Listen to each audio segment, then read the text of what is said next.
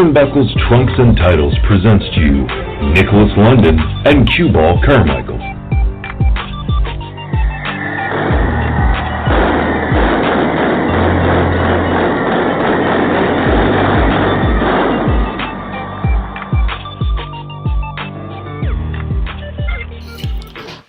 Ladies and gentlemen, welcome to another edition of Turnbuckles, Trunks, and Titles right here on the TripleTRadio Network. Of course, I am Nick, but y'all know my friend here. He's the man of the hour, the man with the power.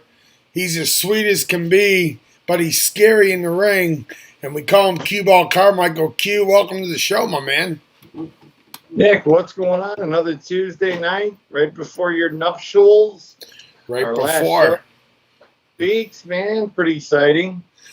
The time is upon us, absolutely. It's only a few days away. We're both very excited. And, of course, tonight is going to be our last show. I'm going to take a little vacation. I want to welcome everyone to the show tonight. Q, number one, how are you? You look good. I'm great, man. Yeah, fantastic. Everything's couldn't be any better. Going really good. That makes me happy. Yeah, everything is good.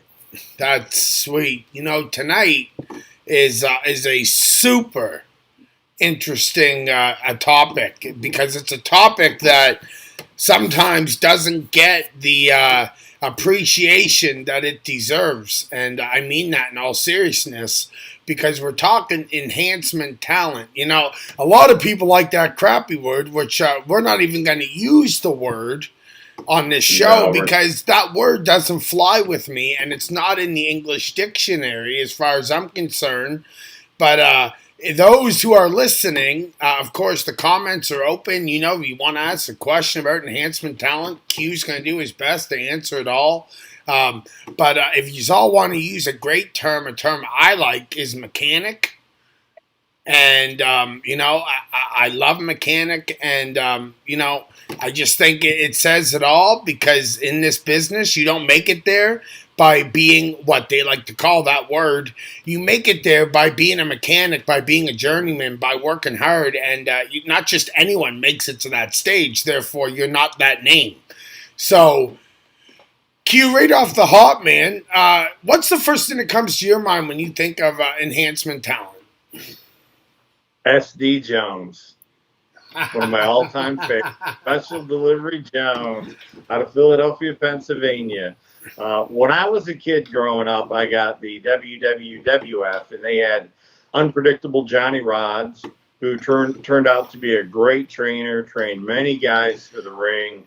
They had Jose Estrada. They had Pete Doherty, Pretty Boy Larry Sharp, a lot of guys. Iron Mike Sharp, guys that are household names, but were enhancement talent for the most part. But, you know, when you mention their names, everybody who's ever followed wrestling through the 70s and 80s and 90s knows who these guys are. So, you know, everybody has a part. Look, if you're in the movies, you might be the villain that gets killed in every episode. But the point being is you're in every episode. You know, these guys were basically on every week for years in the old WWF. I mean, they were just household names. People were used to seeing them. And, you know, most of the big name talent they were friends with. And a lot of times you got a very competitive match. You know, Ric Flair has often said his best match ever was with George South, you know. He calls it his best match ever. I mean, that's a great compliment to George. George has been around for a long time. You know, he trained the Italian Stallion, worked with him. He was another guy. But everybody knows these guys' names. So, you know, you see a guy in a movie that you've seen 4 or 5 times, you don't know his name. But when you see a guy who's been a wrestler and has put guys over and his job is being enhancement talent, and he was there for years, everybody knows who they are. And that's really the point. They made an impact. They made an impact, and they made the big-name guys look good. They did their job, which was to put that guy over In return, these guys had some very competitive matches. Johnny Rodz always had a competitive match with whoever he wrestled because he had so much respect for him. Same thing with Jose Estrada. I mean, these guys were just, mainstays in the 70s and 80s. And you think about it, what would the business have been without them? The televised matches, they would televise, they would build a big guy up by having him go over on, enhancement talent that everybody knew to set up the big match where you had to go to Madison Square Garden back in the day before closed circuit TV, or the Omni in Atlanta before closed circuit TV, and then later pay-per-view. So they would build these guys up, and the enhancement talent was a crucial part of that, to build these guys up and make them look strong. So when they main evented against each other, you had to buy a ticket and you had to go. They knew what they were doing, and they were great at it, man. And the names are endless. Well, I mean, let's throw this out there. Damian Wayne, somebody who I know you have all the respect in the world for, as do I, but a very good friend of yours. And let's talk briefly about him, because he just said something there. He's obviously listening. So first and foremost, a shout out to Damian, because I love you to death, and I think so highly of you, and Q talks so highly of you. He said himself, Duggan gave him some very kind words after one of their matches on Sunday Night Heat. So a lot of boys, they think, well, he's just there to get beat. No. He's not there just to get beat. He's there to make him look good. He's there to make him shine. He's there to do a job. He's not there to fool around and make fun. He's there to work and get respect. And you know what? The way Damian made it sound right there, he earned respect. And a lot of boys need to realize that. Oh, absolutely. I mean, Damian and I have talked about that before, how complimentary Duggan was of him. And I can give you a classic example. My buddy Jimmy Cicero. One time I had Jim the Anvil Neidhart come in, and he wrestled Cicero one night, and then he was doing another show the next night for me, and I had him with somebody else, and he begged me to put him with Cicero. He said, please put me with that guy again. He's so good. And, the same thing happened when Cicero had worked with other names for me. The guys would ask for him by name. Please let me work. And Bam Bam Bigelow asked for him by name. He worked Bam Bam on a show of mine. And when Bam Bam came back in, he said, hey, man, let me work Cicero again. And Damian's got that same reputation. These guys could go. At the right time in their career, they could have been main eventers. If Absolutely. Vince or WCW, they could have got the push of a lifetime, and it would have been somebody else doing the enhancement work for them. So I mean, I can't imagine my life of professional wrestling without guys like that in it. And they were the underdogs. I was always cheering for a Swede Hansen or a Johnny Rodz, or Jose Estrada, or a Pretty Boy Larry Sharp, or a Baron Miguel Cicluna, or a Iron Mike Sharp to win a match. They Absolutely were the ultimate underdog. I think that the fans related more to them than they did the big names they were wrestling in a lot of cases. And the boys in the back, the names, they just so much respect for the enhancement guys, because Buddy Landell told me one time, he goes, look, it could have been you at the right place in the right time, and you could have had my career and I could have had yours. It doesn't make any one of us better than the other one. No, it doesn't. It makes us. No, you're right. You're 100% right. Number one, a lot of people take exception. They think it is the ultimate compliment to be asked, hey, you're going out there tonight and you're going to wrestle Ric Flair. Hey, okay, that sounds lovely. I'm in. Not to throw any names out there, but in a little bit during the show, we're going to talk about a certain household name today that is no longer with us that was once an enhancement talent. And I'm just going to leave it there, but we're going to talk about it. And even though you may not remember, you brought his name up last week, so we'll kind of refresh your memory there. I'm going to leave it with you there. And, really quickly, though, just really quick, right out of the chute, Barry Horowitz. That is one of my all-time favorites. Yep. You're doing that. You kind of look like Barry without the hair. But it's very, you know what I mean? And he did it. He won a huge match. Oh, yeah. Oh, yeah. Listen, when the main event guys had an opportunity to put over an enhancement guy, they jumped at it. They wanted to do it. Yep. I mean, it was them saying, hey, thank you for all the times that you did the favor for me, And Damian Wayne, Damian got into the business a little bit late. But look, Damian Wayne, just as well as anybody, could be a household name in America today. He could be a main eventer anywhere in the world still. He is in amazing shape. He looks like $1 million all the time. And he's a guy, and not many people know this story, but in 2009, I moved to North Carolina, and I got really busy. I was working 10, 12 shows a month, and I met Damian that year in the fall, and he had told me, he goes, look, all the guys in Tidewater, Cusick, Phil, all the guys always talk about you. It's great to finally meet you. He was so respectful. I was working with Bill Eadie that night, Demolition Axe, and Damian was just, really excited to actually meet me, and we started staying in touch. Well, in 2010, I just stopped taking bookings. I didn't take any throughout 2010, maybe one. And I was telling Damian, I'm done. And Damian got in my ear and he said, look, man, you still got a lot left to teach guys. It would be a shame if you left the business at this point. I mean, come back and help the young guys, and come back and work me. And I'm like, really? And he's like, yeah. So in 2011, we had a first blood match. Yeah.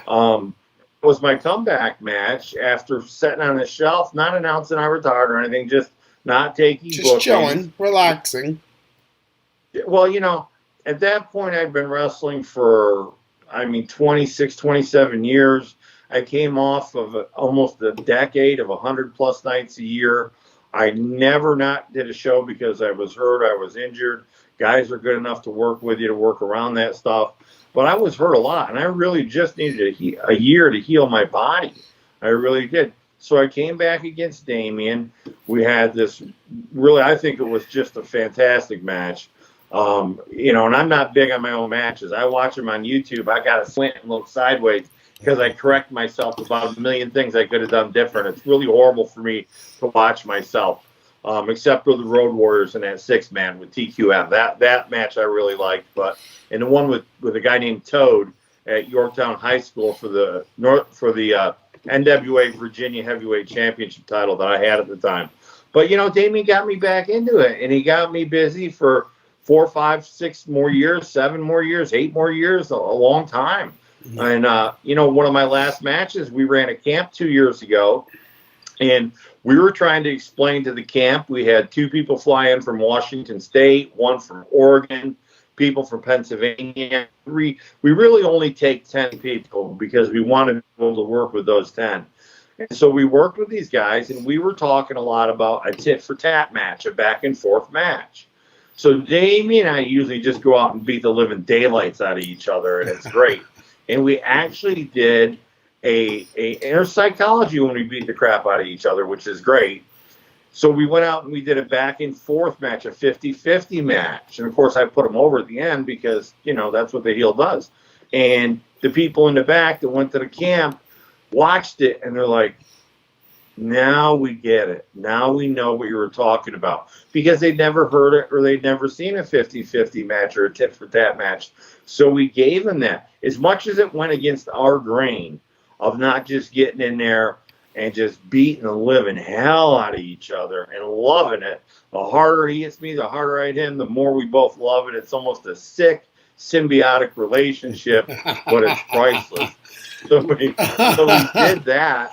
And, I've done 3 camps, and Damian's always been my co-trainer at all 4 camps that I've done. 3-day camps. He's always been my co-trainer. He always will be.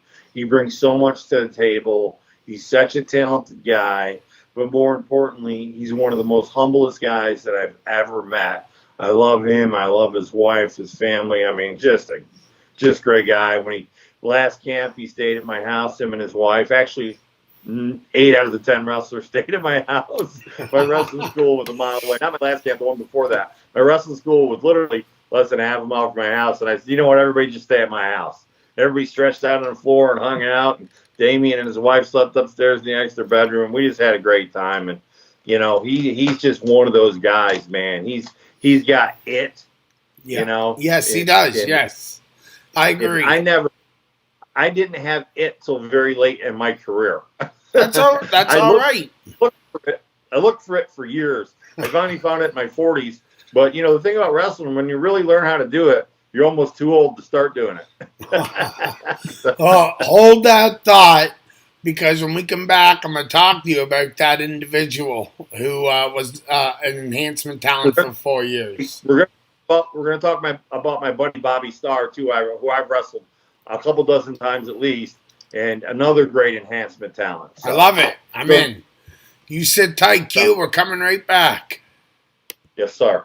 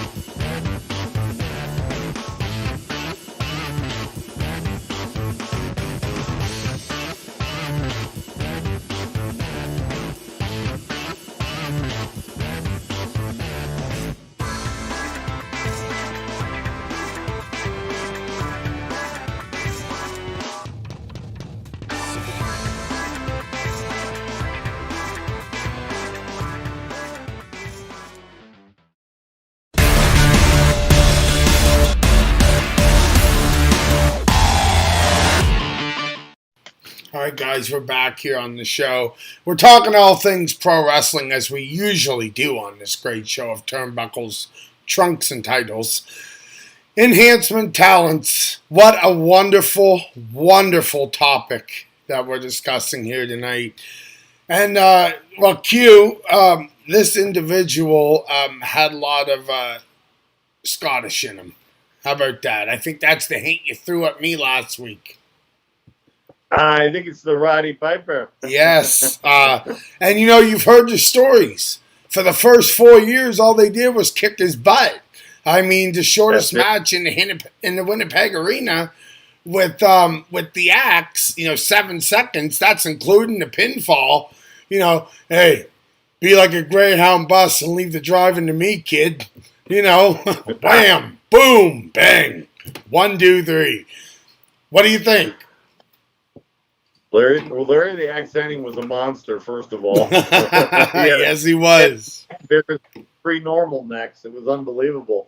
But, yeah, I mean, you look at guys like Roddy Piper who started out like that. Buddy Landell started the same way. And you look at guys like, if you watch Old Southwest Wrestling, you'll see a young Shawn Michaels out there just doing the favor every week. Damn right. It was a natural way for guys to start in the 70s, 80s, and 90s. It was a natural way to start. Look, you got to earn your spot, right? You got to come in and do the favor for the boys, work it around. and then we'll do something and we'll make you strong. And if you went into a promotion and you did favors and you didn't bitch about it, you would eventually get your spot in a lot of places because of that, because they realized that you were a company man, so to speak. I got told when I got trained in Hawaii, they said, look, if you're not willing to lose at least 50% of the time, more than that if you're a heel, you're in the wrong line of work. And I'm like, okay. Yeah. I mean, I think I had the Steel City heavyweight title in Pittsburgh for a year, defended it every month, and I think I might have won one match clean. The rest of them, either I got DQ'd or it was a non-title match and I got pinned, and it made the guy stronger for the next time when we had a title match. That's right. Who could think? I can't forget the time that Steamboat showed up back in WCW and Flair was the champion, and they went out and had a non-title, non-scheduled match, and Steamboat pinned him. It immediately brought him back and put him at the top of the heap, man. But, most guys back in the day started doing the favors, and they did them sometimes for years. Damian Wayne. They didn't complain. Damian Wayne just brought up a great name. Rick Rude. Another great one. Oh, yeah. Started as enhancement. Yes. Just throwing it out there. Just throwing out a name. I seen that and I thought, wow, there you go. Just another big household name that once again started out, as enhancement. By the way, your boys, the Hardy Boys, don't think they didn't earn their stripes coming out every week, getting their butt handed to them every week when they were 16, 17, 18 years old. Look, I used to get paid. I make a joke. I used to get paid to come to the Carolinas in the mid-'90s and beat up the Hardy Boys. Look what happened to them. I must have had the Midas touch. Yes, I guess they did. I guess so. They never, when they went up to Vince and they did the job, did the enhancement, did the favor, whatever, they never once complained about it, ever. No, man. And that's what made them so popular with the guys in the back, because they were just happy to be there, excited to be there. I know for me, it was just exciting to be there. I didn't care what you want me to sweep the ring before you start the show? I'm okay with that. Yeah, I'll do whatever. I mean, geez, my career started doing favors for everybody in Hawaii and then in Virginia, and probably 10 years in, only when I got flipped to a baby face did I ever get pushed or start doing anything. And for me, it was the hardest thing because I'm actually a pretty nice guy, and it was kind of being myself, so I couldn't dial it up as high as like a Damian Wayne. He's great at dialing that up and being that house of fire baby face. I'm not. I'm the scowling heel type. Guys figured that out around 1993 or 4, and I was only a baby face when I wrestled in the town I lived in, but everywhere else on the road, I was a heel. It was just, I put Malaya Hosaka over in mixtapes, Bob Starr and Malaya Hosaka against me and Debbie Combs for 2.5 years on the independents. I put Malaya over with a flying cross body off the top of the rope every single night, man, in different towns, and I never lost my heat. You know what I mean? Absolutely, you didn't. So, I love nothing better. I remember the first time I wrestled Bundy, and I said, "You're going to get the 5 count, right?" He goes, "Of course." And on 3, between 3 and 5, he's like, "Thank you, brother, for the favor. I owe you." That's the type of guy he was. I wrestled Bundy on my shows. I booked him against me because he asked to wrestle me. And I never once even thought for a second about putting myself over on that guy. Never did. I probably wrestled him 25, 30 times. Never, ever, ever thought about putting him over. And then there's the other story where the Iron Sheik in the mid-'90s was working the independents, and he comes in to work me in the main event, and I'm a babyface, and I'm expecting to put him over, right? He was the world champion, WWF world champion. So he comes up to me, he goes, and he gets right in my face. And now I don't know him at this point, but I know his reputation. He'll take you apart. Gets right up my face. He goes, "Bubba, the only way the Sheiky baby wrestle you is if the Sheiky baby It gets to put you over clean in the middle of the ring in front of your hometown. I'm like, no, man, you don't have to do that. He goes, that's the only way to Sheiky baby do it. Then, Bubba, we party. I'm like, okay. And I was on the road. It's a hell of a thing to have on your resume, though, isn't it? Oh my gosh! His wife used to be JetBlue Airlines. I forget what it changed to, but he got free flights. So he would fly from Atlanta to DC, and I'd pick him up because I lived in Northern Virginia, 20 minutes from the airport. Or he'd fly into Philly, and I would drive up and pick him up, and we'd do shows up in the Poconos. So I'd pick him up. I'd travel with him.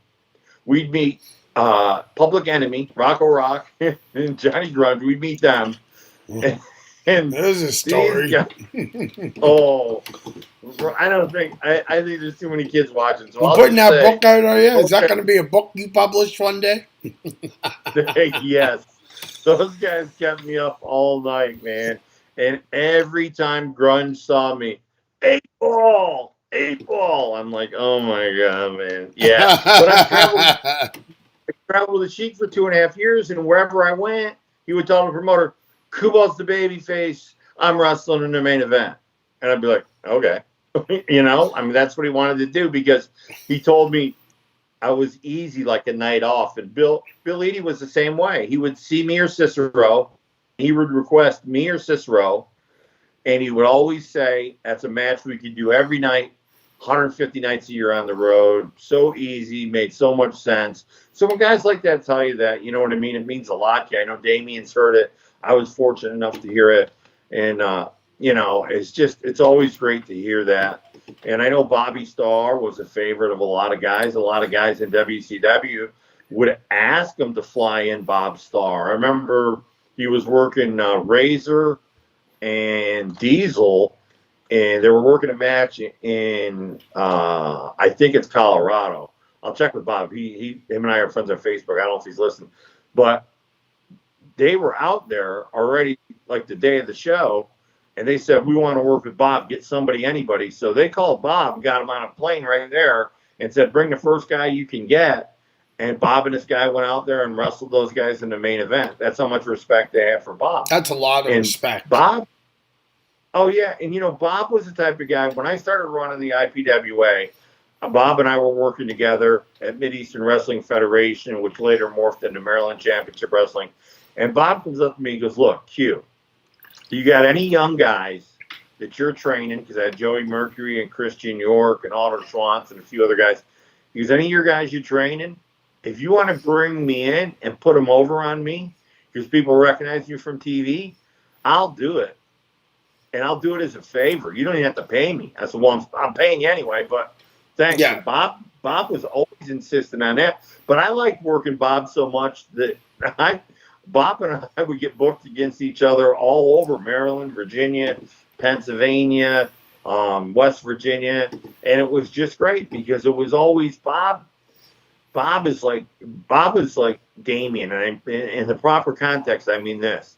Never a bad match with anybody. Always able to carry the load if they had to. In my case, the big load. But they're able to carry the load and have a really good match. So, guys like that are hard to find. Very much so. I've seen world champions that can't carry a guy. They do this. They're up here and they try to bring this guy too far up and he can't cut it. Yeah. And it ends up a botched match. When what they need to do is bring themselves like this and bring him up just a little. Bring him along just a little. That's how you bring a guy along. But I agree 100% with that. That's a very good point. We can't have this conversation without bringing up the Mulkeys.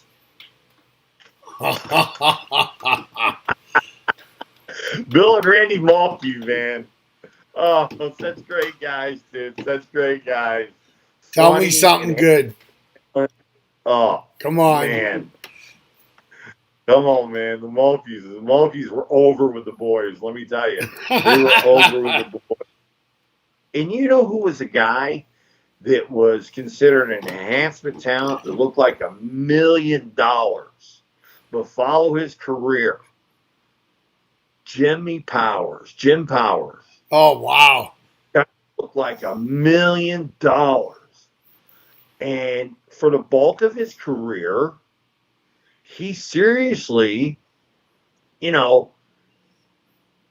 mean, He was tagged up with massive. Paul He was Roma. huge. Yeah. Oh yeah, Jim and he's a Powers, great big guy. boy. On the show, Jim Powers, great guy, no ego. Looked like that and no ego, man. He didn't care.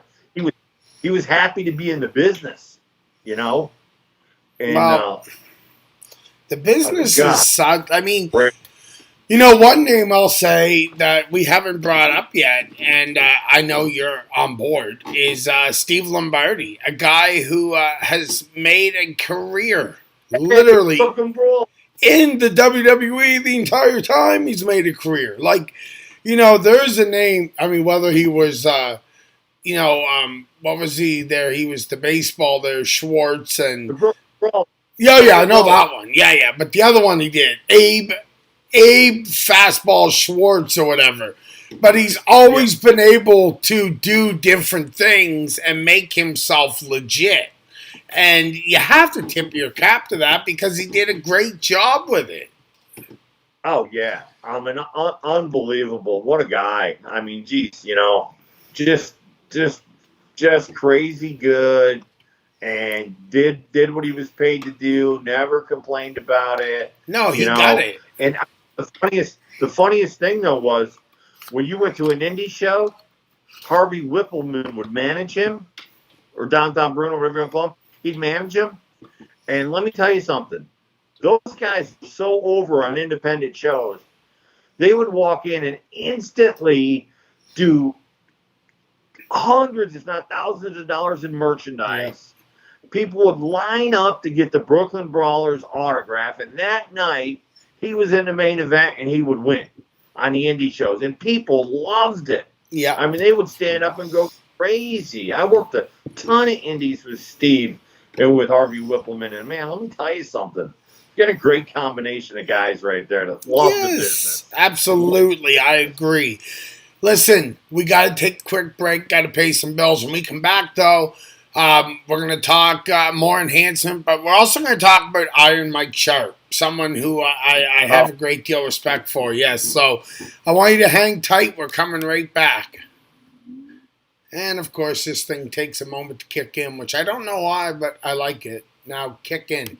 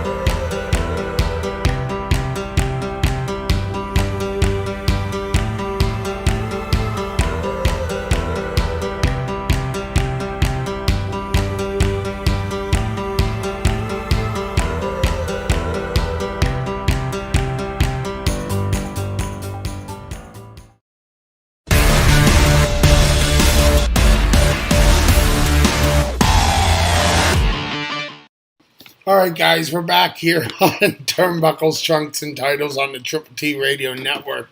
And Q, Iron Mike Sharp, take it away, sir. Well, if you look on the internet, you can look for the night the business was exposed.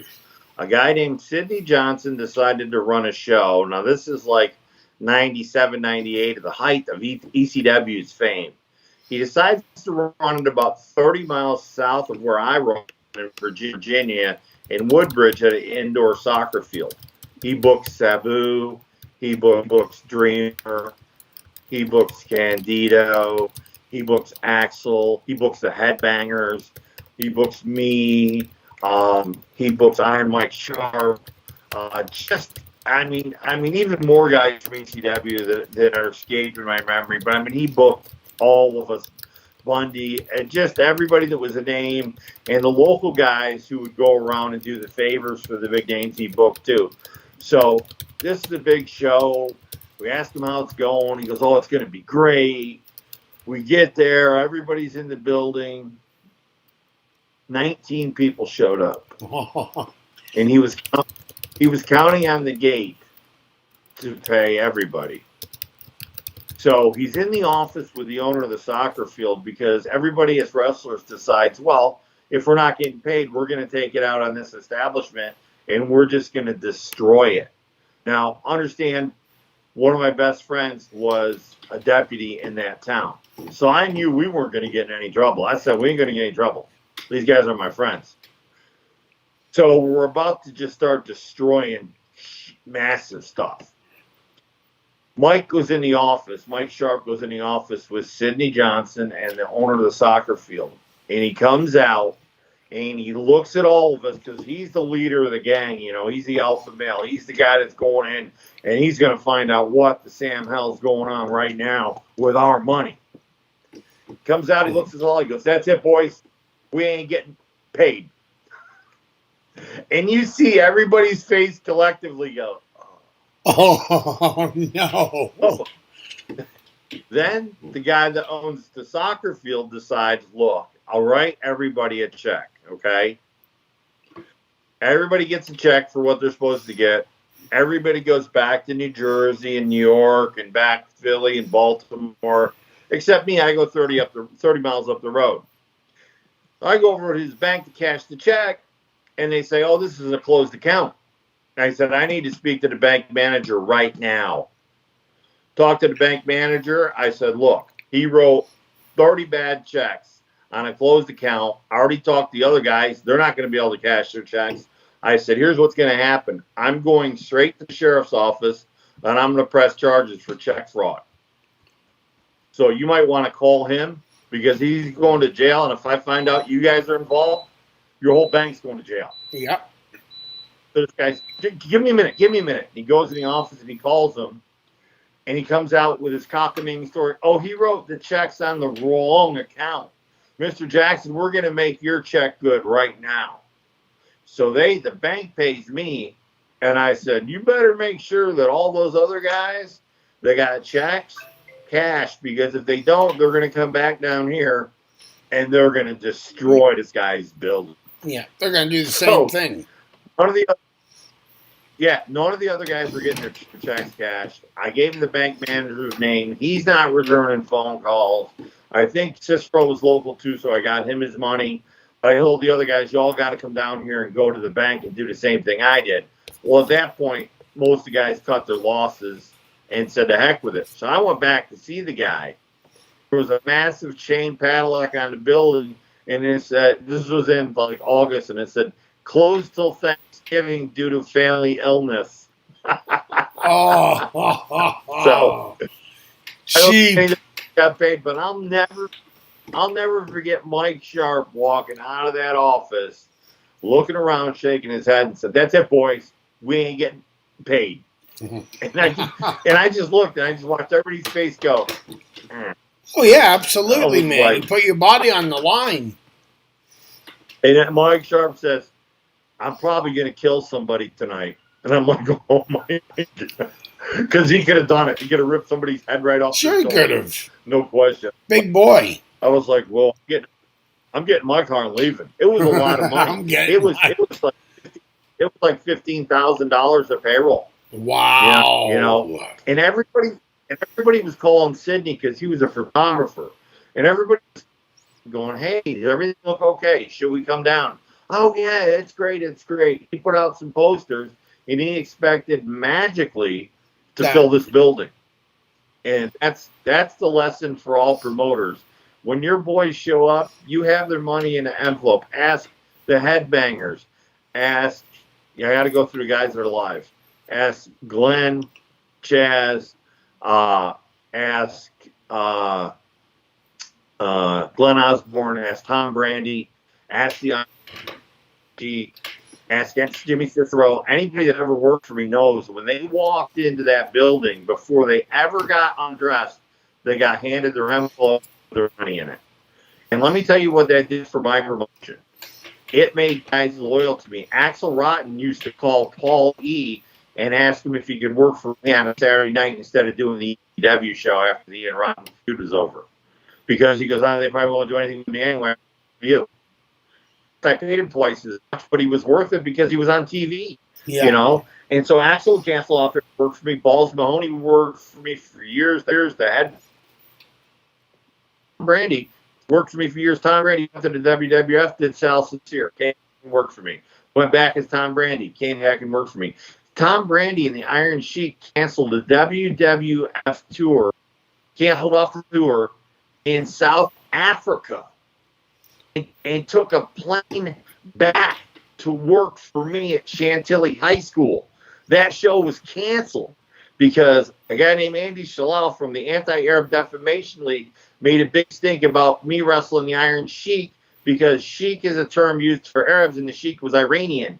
And so the school's like, okay, I can't do it. I had Little Louie and King Sleazy, and because it was a midget match, next thing you know, he gets Little People of America involved. So they canceled the show. Are you 2 days kidding? Out, Little Louie and King Sleazy are on their way down from Maine, get a hold of his wife. She gets a hold of him. He stops. Guess what everybody got? Everyone get a paycheck. Everybody got paid. Tom Brady about that. I paid every guy that was booked on that show, even though that show canceled.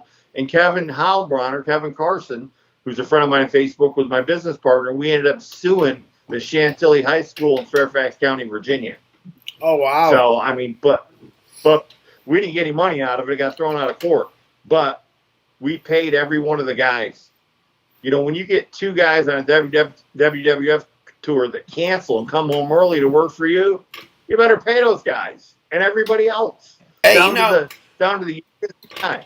That's a hell of a topic, that'd be a real good topic for a return show, about maybe called independent professional wrestling and do a show based on all that sort of stuff. Look, we can post. There's a link to the night the business was exposed, and there's a link to the Washington Post covered my lawsuit, Kevin's in my lawsuit with Chantilly High School. I got links to all that stuff. We can put them out there on the show. We come back with talk about how a promoter does the thing right. Paying the boys when they come in the door. We can talk about things that happened to us. So we can talk about the night the business was exposed, because there were some other shenanigans that went on there that was pretty funny. Axel Rotten and the Headbangers ended up wrestling me, Sean Powers, and Chris Stevenson in a 6-man tag. And some really funny stuff happened in the match. So we'll wait and go into that when we come back. Yeah.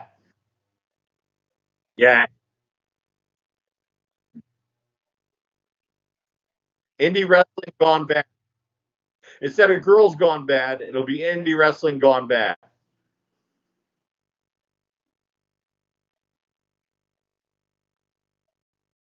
Beautiful.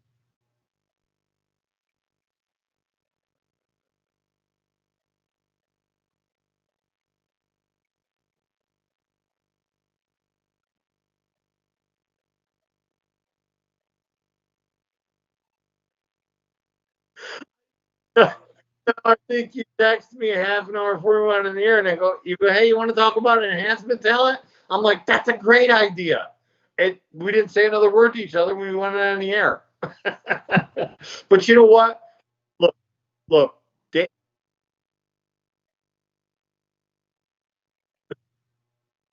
no, that's right. Amen, brother. Look, Damien,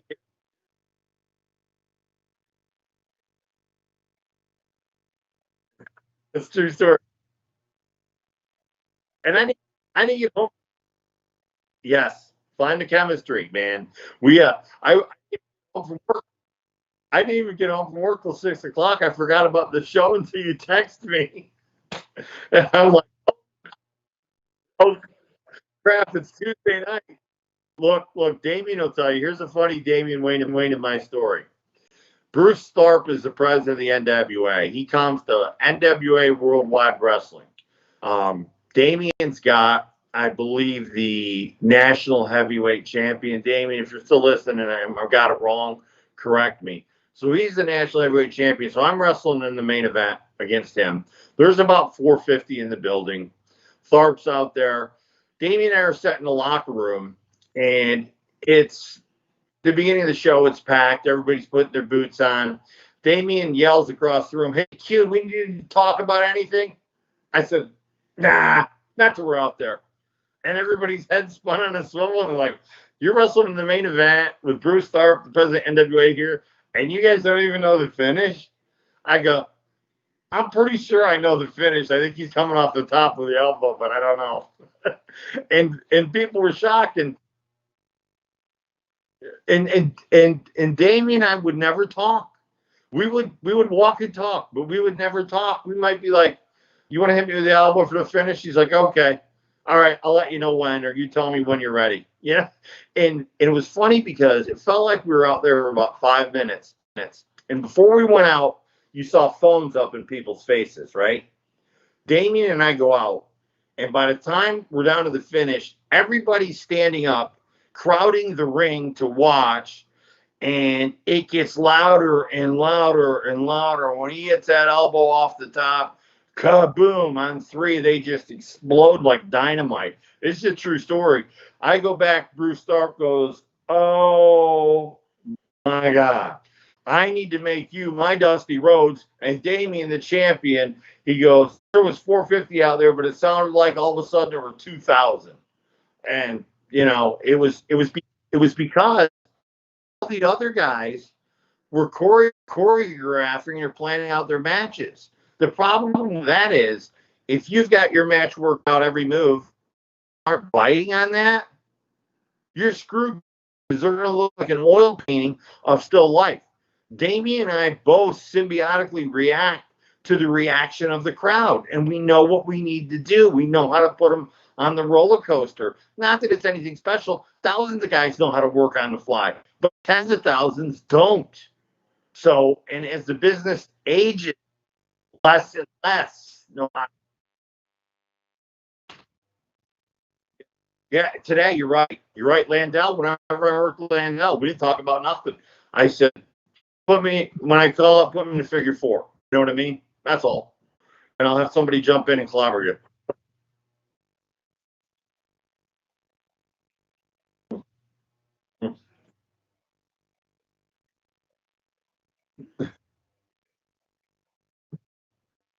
Yes.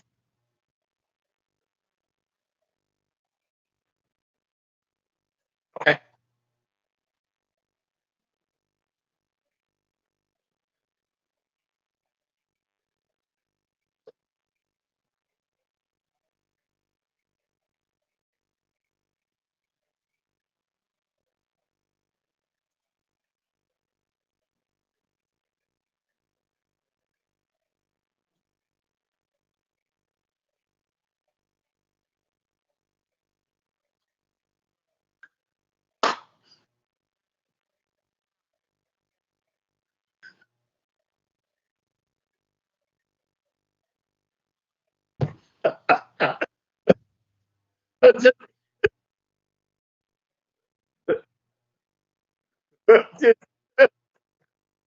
Let's write everything. No problem. And you're like, I don't know. And look how it turned out. We're going into our 10th month. We don't plan anything at all. We barely discuss in about 2 sentences in a text message the topic for the night, and we just roll with it. Nothing's planned, and it always, yeah. Well, that doesn't count, but typically we we sorry. The less said, the better the show, right? The less you work out, the better the show. I mean, it's true. It's true. It's like watching. It's like watching two guys in a ring that have wrestled each other 100 times. They know each other's move. They don't even need to talk. When somebody's in a wrestle, like helping your daughter marry, they're okay. I mean, it's like that. Look at the blonde in the front row. Holy cow!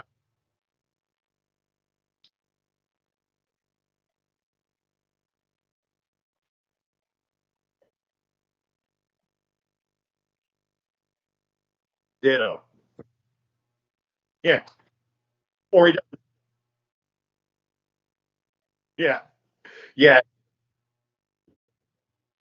I think that we talked about that after I gave you that comment. I said, Nick, I think if we do it organically, flow better, because what people don't realize is going back 7-8 years, I was on your original show with you and Malco many times, and there were nights when a guest didn't show up, and you guys would call me at the last minute and go, "Hey Q, can you come on tonight?" And I'd be like, "Yeah, sure, no problem. Just tell me what we're talking about when we get on there." And the three of us always just, it was unbelievable. I get, oh, unbelievable.